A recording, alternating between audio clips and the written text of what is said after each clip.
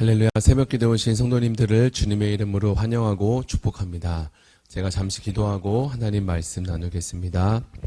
사랑의 하나님 감사합니다. 오늘도 주의 말씀을 듣고자 또 들려주시는 은혜에 감사함으로 하나님께 나왔습니다.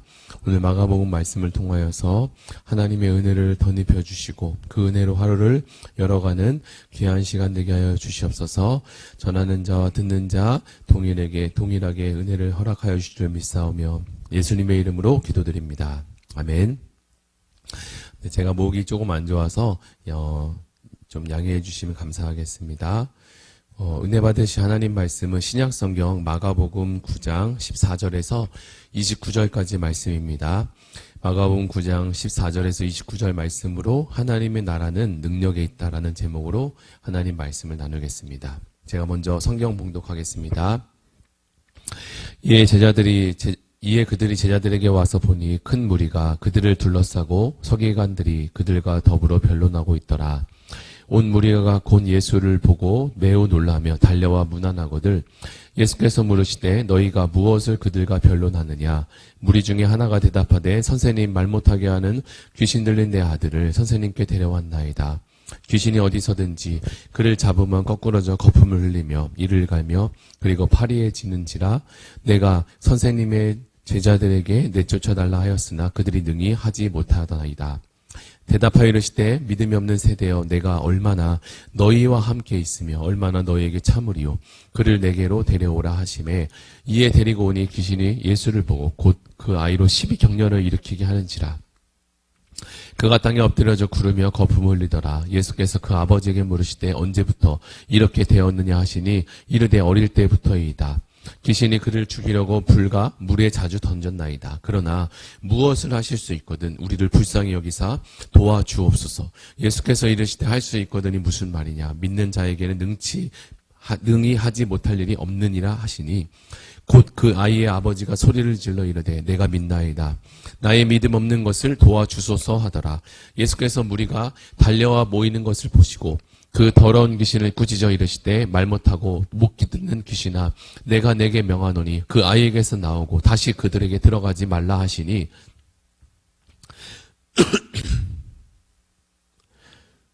귀신이 소리 지르며 아이로 심히 격론을 일으키게 하고 나가니 그 아이가 죽은 것 같이 되어 많은 사람이 말하기를 죽었다 하나 예수께서 그 손을 잡아 일으키시니 이에 일어서니라.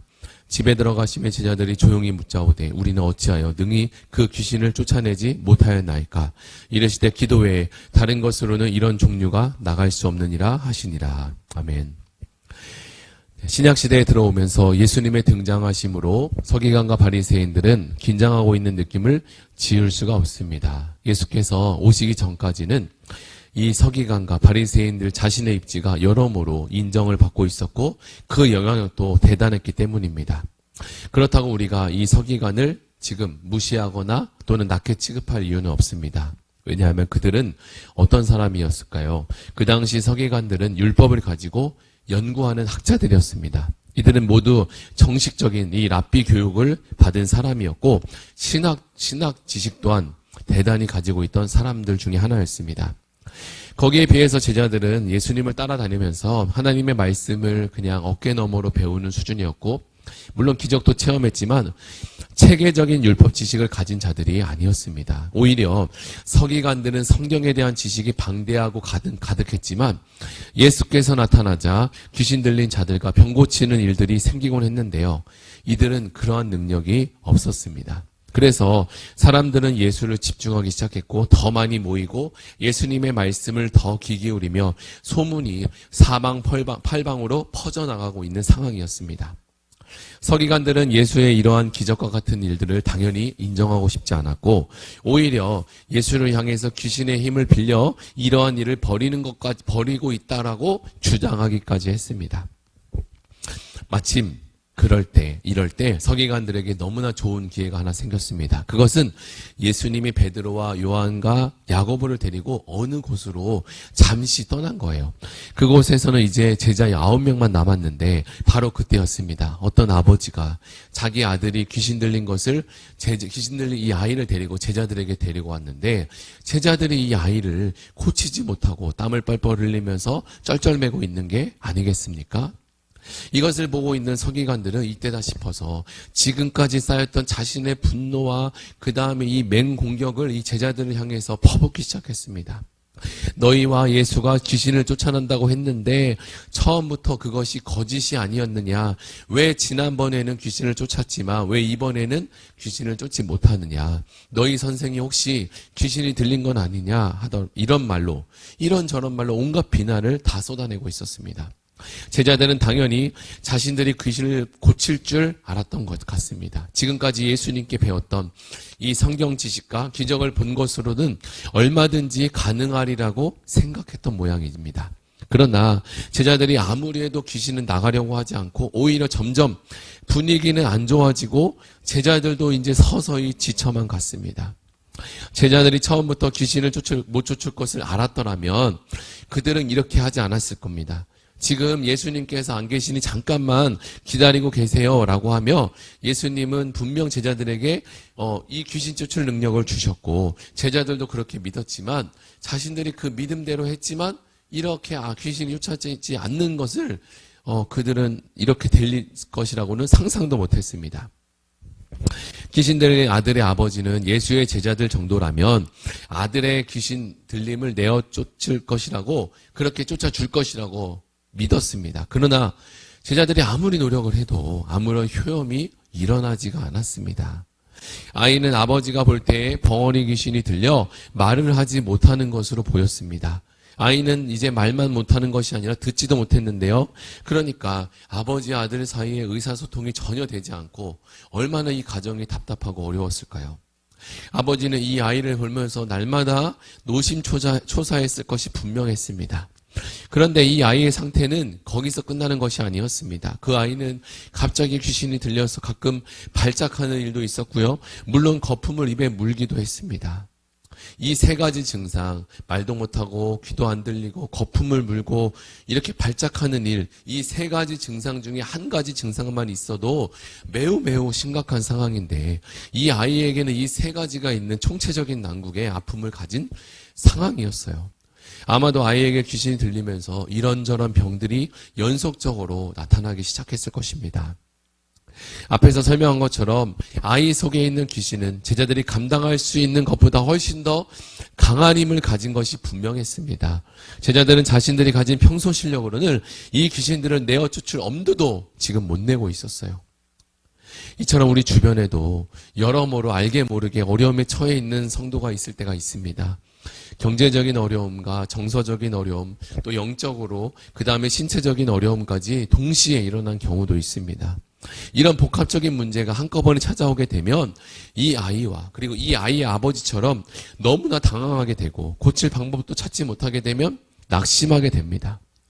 드디어 이 현장 가운데 이 아주 분위기가 싸하고 정말 이 제자들도 더 이상 어떻게 해볼 수 없는, 그러니까 아이와 아버지는 굉장히 낙심하고 있는 이 현장에 예수님이 오신 겁니다.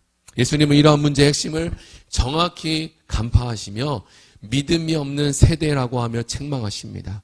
이것의 근본적인 문제는 바로 믿음이 없다는 것을 드러내십니다. 제자들은 예수와 함께 무려 3년 동안 하루도 빠짐없이 따라다니고 먹고 자고 예수님의 말씀을 귀가 따갑게 들었고 귀신 쫓고 병을 고치는 수많은 기적들을 매일매일 보았을 텐데 말입니다. 그러나 정작 그들에게는 많은 경험과 체험이 있었고 예수님과 함께 했었던 시간들이 있었지만 믿음이 없었습니다. 믿음은 옆에서 이렇게 본다고 예수님을 따라다닌다고 생기는 것이 아닙니다. 예수님은 믿음에 대해서 이야기하시는데요.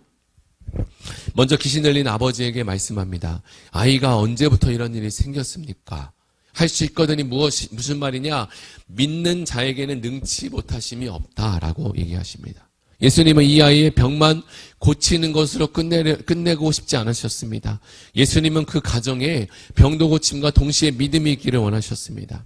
예수께 나온 사람들 중에 병만 고치고 귀신만 쫓아내고 간 사람들이 수두룩했는데, 그러나 예수님은 이 일만 하러 오신 것이 아닙니다. 오히려 좀 더 근본적으로 예수께로 나오는 자에게 병도 고치고 귀신도 쫓아냈지만 결국은 영혼 구원, 믿음이 있기를 원하셨던 것이죠. 이것은 예수님의 제자들도 마찬가지였습니다. 자신 앞에 있는 작은 문제만 바라보고 이걸만 해결되면 만사 오케이였는데, 그러나 주님은 더욱더 근본적인 문제를 지금 다루고 계십니다. 믿음이 있으면 이러한 문제뿐만 아니라 앞으로 다가올 수 있는 여러 가지 문제도 해결 가능한데, 모두가 그렇게 되기를, 그렇게 살기를 원하셨습니다. 그렇다면 제자들이 그렇게 되려면 어떻게 해야 한다고 말씀하고 계십니까? 믿음이 있음과 귀신을 쫓아내는 것이 다른 방도가 없다. 기도하는 것밖에 없다고 말씀하십니다. 더불어서 예수님은 추가하시는데요. 기도 외에는 이런 유가 나가지 않는다. 기도가 충만할 때 우리에게서 악한 영이 떠나갑니다. 우리 안에 말씀이 충만할 때 귀신이 들어오지 못하게 됩니다. 예수님은 말씀과 기도가 항상 충만하신 분이었습니다. 모든 능력은 바로 하나님께 있습니다. 하늘로부터 임하게 된다는 사실입니다. 제자들은 능력이 없었습니다. 우리도 능력이 없어요. 우리 안에 선한 것이 없음을 빠르게 우리가 인정해야 합니다. 이것을 이길 수 있는 것은 하나님뿐이고, 하나님의 말씀, 하나님께 기도하는 것뿐입니다.